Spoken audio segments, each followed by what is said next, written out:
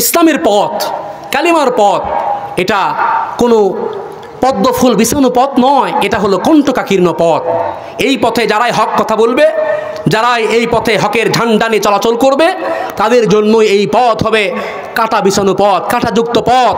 আর যারাই আব্দুল্লাহ ইবনে ওবাই ইবনে সালুল হবে, তাদের জন্যই এই পথ হবে পদ্ম ফুল বিছানো পথ। কথা বলেন, কথা ঠিক কিনা? এখন সিদ্ধান্ত আপনার উপরে, আপনি কার পদাঙ্ক অনুসরণ করবেন? আপনি আব্দুল্লাহ ইবনে ওবাই ইবনে সালুলের পদাঙ্ক অনুসরণ করবেন, নাকি আবু বকরের পদাঙ্ক অনুকরণ করে এই দুনিয়া থাকতেই, দুনিয়ার জমিনে থাকতেই জান্নাতের সার্টিফিকেট নিয়ে যাবেন? সিদ্ধান্ত আপনার উপরে। যদি আবু বকরের পদাঙ্ক অনুসরণ করেন মুসলমান, তাহলে শোনেন মুসলমান, এই তাফসির মাহফিলে আসে, এই তাফসির মাহফিলে এসে শুধু বসে বসে ঝিমাবেন আর বসে বসে ঘুম পারবেন। বাড়িতে যাওয়ার পরে ফজরের নামাজ নাই, কালাম নাই, কোনো কিছু নাই আমার ভাইরা, তাহলে যাররা পরিমাণ কোনো ফায়দা হবে না। যদি আবু বকরের পদাঙ্ক অনুসরণ করে এই দুনিয়ায় থাকতে জান্নাতের সার্টিফিকেট নিয়ে যদি মরতে চান আমার ভাইরা, তাহলে একমাত্র মুসলমানদের জীবন চলে যাবে, কিন্তু আল্লাহর গোলামি থেকে মুসলমানরা যাররা পরিমাণ পিছু হটবে না। আল্লাহ রাব্বুল আলামিন বলেন, ফালইয়াবুদু রাব্ব হাদাল বাইতিল্লাযী আত'আমাহুম মিন জু ওয়া আমানাহুম মিন খাউফ। আল্লাহ পাক বলছেন, দাসত্ব করো এই ঘরের প্রতিপালকের, দাসত্ব করো যে রব তোমাকে ক্ষুধার সময় তৃপ্তি সহকারে খাওয়ায় এবং ভয়ের সময় তোমাকে নিরাপত্তা দান করে। কথা বলেন, কথা ঠিক কিনা? আজ মুসলমানরা যদি সাচ্চা দাসত্ব করতো, মুসলমানরা যদি গোলামি করতো আমার ভাইরা, তাহলে আজ মুসলমানদের মতো এই 95% মুসলমানের দেশে শাহরিয়ার কবিরের মতো নাস্তিক আর মুরগি চোরারা আলেমদেরকে নিয়ে, মসজিদের ইমামদেরকে নিয়ে কটু বাক্য বলা তো দূরের কথা, এই বাংলার জমিন থেকে ন্যাজ গুটিয়ে পালাতে বাধ্য হতো। কথা বলেন, কথা ঠিক কিনা?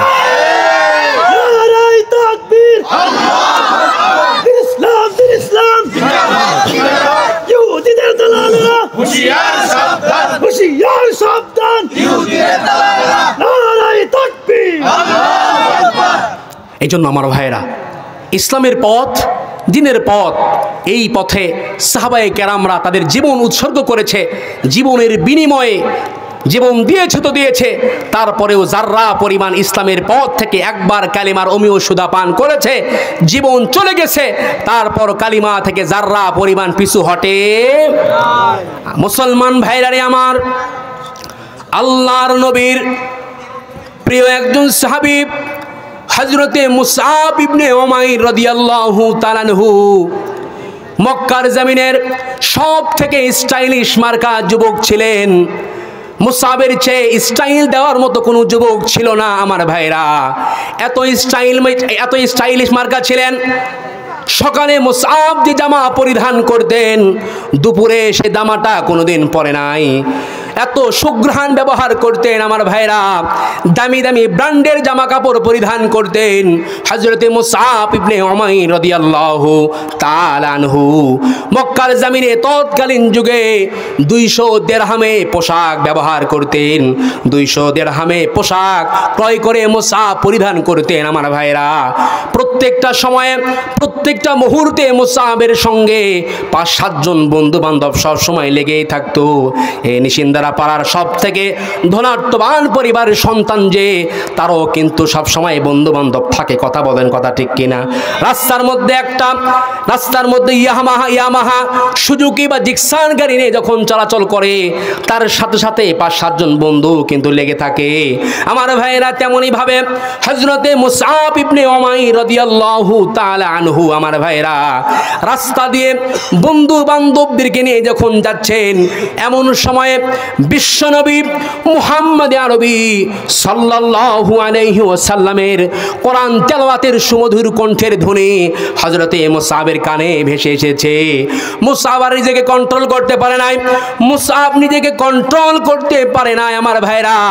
সঙ্গে সঙ্গে মুসআব নবীজির দরবারে চলে গিয়েছেন। তবে নবীজির দরবারে যাওয়ার পরে আল্লাহর হাবিবকে বলছেন, নবী গো, আমার বংশের লোকেরা বলা বলি করে আপনি নাকি মিথ্যা নবী, আপনি নাকি ভণ্ড নবী, নবী গো আপনি নাকি আমাদের বংশের শত্রু, আপনি নাকি আমাদের মূর্তির শত্রু।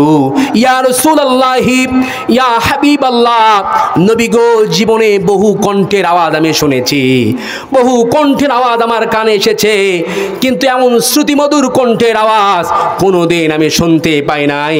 তবে আমার মন বলছে নবী গো এটা কখনো মিথ্যা নবীর কণ্ঠের আওয়াজ হতে পারে না, এটা কখনো মিথ্যা নবীর কালাম হতে পারে না। ইয়া রাসূলুল্লাহি ইয়া হাবিবাল্লাহ, নবী গো আমি তাড়াতাড়ি আপনার হাতে কালিমার অমিয় সুধা পান করায়া তাড়াতাড়ি জান্নাতের রাস্তায় আমি চলাচল করতে চাই। কন্যা সুবহানাল্লাহ।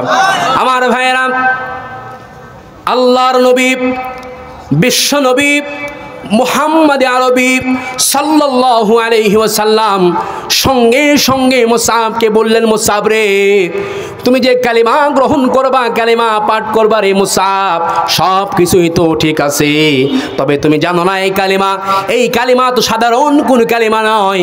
এই কালিমা যদি তুমি গ্রহণ করো, এই কালিমা গ্রহণ করার কারণে তোমার উপরে জুলুম হতে পারে, তুমি নির্যাতনের শিকার হতে পারো। দামি দামি ব্র্যান্ডের যেভাবে জামা পোশাক পরিচ্ছদ ব্যবহার করছো রে মুসাব, হয়তো এগুলো তোমার ভবিষ্যৎ আর নাও জুটতে পারে, এমনকি ঘর থেকে পর্যন্ত তোমাকে বের হয়ে যাওয়া লাগতে পারে। হযরত মুসাব ইবনে উমাইর রাদিয়াল্লাহু তাআলা আনহু, আমার ভাইরা, আল্লাহর হাবিবকে বলতেছেন, নবী গো ইয়া রাসূলুল্লাহি ইয়া হাবিবাল্লাহ, জীবন দিব গো নবী, জীবন দিব গো নবী, তবুও কালিমা থেকে যারা পরিমাণ পিছপা হব না। আমার ভাইরা, আল্লাহর নবীর হাতে হযরতে মুসাব সঙ্গে সঙ্গে কালিমা পড়ে মুসলমান হয়ে গেলেন। আল্লাহর নবীর সহবতে মুসাব থাকলেন, নামাজ শিখলেন, কোরআন শিখলেন।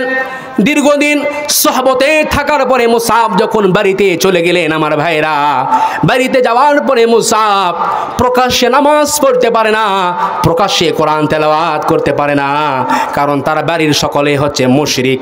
আর প্রকাশ্যে যদি কালেমা পড়ে, প্রকাশ্যে যদি নামাজ পড়ে, কালেমা পড়ে, তার উপরে জুলুম বা নির্যাতন আসার আশঙ্কা আছে। কথা বলেন, কথা ঠিক কিনা?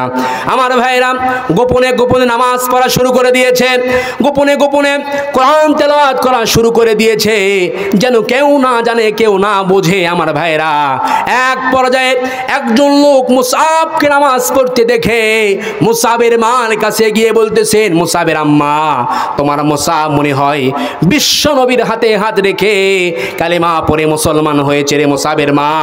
আমার ভাইরা, এই কথা যেই না মুসাবের মা শুনেছে, সঙ্গে সঙ্গে অগ্নি শর্মা হয়ে রাগান্বিত হয়ে মুসাবের সামনে এসে বলতেছে, কলিজার টুকরা সন্তান আমার মুসাব, বাবারে তোমার বাবা নাই, তোমার বাবা নাই, তোমাকে খুব দামি দামি পোশাক আমি কিনে দিয়েছি, তোমার বাবার কষ্ট আমি বুঝতে দেই নাই রে মুসাব, তুমি যা চেয়েছো মক্কার জমিনে তোমার থেকে এত সুন্দরভাবে কোনো যুবক কিন্তু চলাচল করতে পারে না।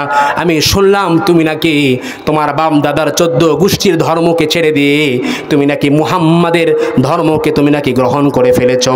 আমার ভাইরা, এই কথা শোনার সঙ্গে সঙ্গে হযরতে মুসাব রাদিয়াল্লাহু তাআলা আনহু নিজের মাকে বলতেছেন, মা, ওগো মা, আমি এই খেয়াল করেছি যে আমিও তোমাকে বিশ্বনবীর কাছে নিয়ে গিয়ে আমার নবীজির হাতে হাত রেখে কালেমা পড়ে তোমাকেও আমি ইসলামের রাস্তার দিকে, জান্নাতের রাস্তার দিকে নিয়ে আসবো। কন্যা সুবহানাল্লাহ। আমার ভাইরা, এই কথা যেই না বলেছেন, সঙ্গে সঙ্গে তার মা রাগান্বিত হয়ে অগ্নিশর্মা হয়ে যুবক মানুষ মুসাবের গালে একেবারে একটা থাপ্পড় মেরে দিয়েছে। আমার ভাইরা, যুবক মানুষ রাগকে কন্ট্রোল করেছে, চোখের পানি ছেড়ে দিয়ে অঝর নয়নে কান্না করছে।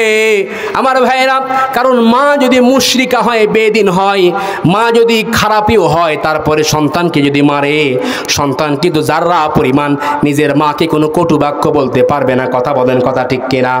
মুসাব আর তার মাকে কোনো কিছু বলে নাই। আমার ভাইরা, এক পর্যায়ে মুসাবের মা বলেই ফেলেছেন, মুসাব, তুমি যে ধর্ম গ্রহণ করেছো এর পরিণতি সম্পর্কে তুমি কি জানো নাকি? এর ভয়াবহ কিন্তু পরিণতি হবে। মুসাব, তোমাকে একেবারে গৃহবন্দী করে ফেলবো, এর পরিণাম তোমাকে জেলখানার মধ্যে বন্দী করে রাখবো রে মুসাব। আমার ভাইয়েরা, এই কথা যে না বলেছেন, হযরতে মুসাবের মা এই কথা শুনে, মুসাব শুনে তার মাকে বলতেছেন, মাজি, আমি তামাম দুনিয়ার কোনো জেল জুলুম আদালতকে ভয় পাই না, কোনো সমস্যা নাই, আমাকে যেখানে ইচ্ছা তোমরা বন্দী করে ফেলো। মুসাবকে গ্রেফতার করে গৃহবন্দী করা হলো। আমার ভাইয়েরা, গৃহবন্দী করলেন। মুসাব গৃহবন্দী অবস্থায় আল্লাহর কাছে দুহাত তুলে দোয়া করে নামাজ পড়ে। মুসাব এক বেলা খানা পায় তো দুই বেলা খানা নাই। আমার ভাইয়েরা, এক পর্যায়ে হঠাৎ করে তালা ভেঙ্গে মুসাব ঘর থেকে পলায়ন করে হাবশায় চলে গেলেন। আমার ভাইয়েরা, হাবশার মধ্যে যাওয়ার পরে, হাবশায় যাওয়ার পরে মুসাবের আর মন টিকে না, মুসাবের ভালো লাগে না। কিরে, নবীজির হাতে হাত রেখে আমি ইসলাম ধর্ম গ্রহণ করেছি, নবীজির চেহারা আমি দেখছি না।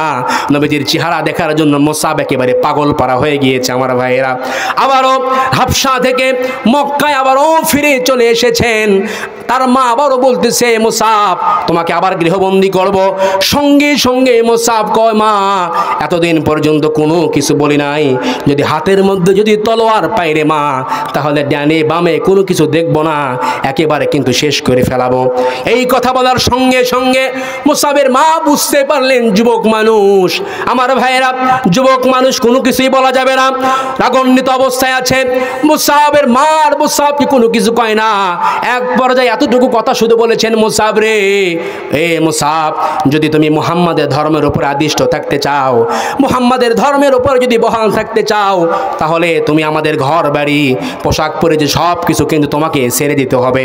আমার ভাইয়েরা, এই কথা বলার সঙ্গে সঙ্গে হযরতে মুসআব ইবনে উমাইর রাদিয়াল্লাহু তাআলা আনহু, আমার ভাইরা, তার মাকে বলতেছেন, মাজি, শুধু জামা কাপড় আর ঘর বাড়ি নয়, তামাম দুনিয়া ছেড়ে দিব গো মা, কিন্তু বিশ্ব নবী মুহাম্মাদের দরবার আমি ছাড়তে পারবো না।